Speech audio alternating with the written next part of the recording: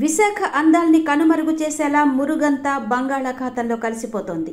ఎవరిని చెప్పినా GVMC, AP pollution control board అధికారులు నిర్లక్ష్యంగానే ఉంటున్నారు. మంగళవారం రాత్రి పర్యావరణవేత్త, జనసేన రాష్ట్ర ప్రతినిధి, విశాఖవాసి బొలిశెట్టి సత్యనారాయణ విశాఖలో ఓ వీడియో తీశారు. నగరంలోని కుళ్లంతా సముద్రంలో కలిసే చిత్రాల్ని తీసి ప్రభుత్వ అధికారులకు పంపించారు. నిర్లక్ష్యాన్ని ప్రశ్నించారు.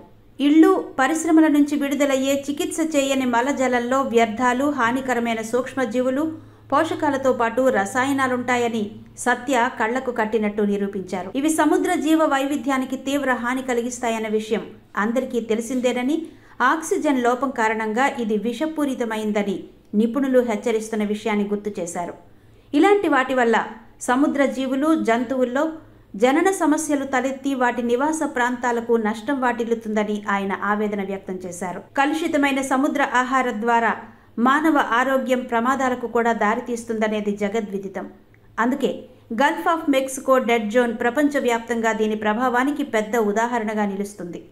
బంగాళాఖాతం అలా కాకుండా చూసే బాధ్యత ప్రభుత్వ అధికారులతో పాటు ప్రజలు కూడా తీసుకోవాలని ఈ సందర్భంగా బొలిశెట్టి సత్య సూచించారు. వాస్తవానికి ప్రముఖ పర్యావరణవేత్త, వాటర్మెన్ డాక్టర్ రాజేంద్ర సింగ్తో పాటు బొలిశెట్టి సత్యనారాయణ కూడా ఈ విషయమై 2020లో ఏపీ హైకోర్టులో పిల్ కూడా దాఖలు చేశారు.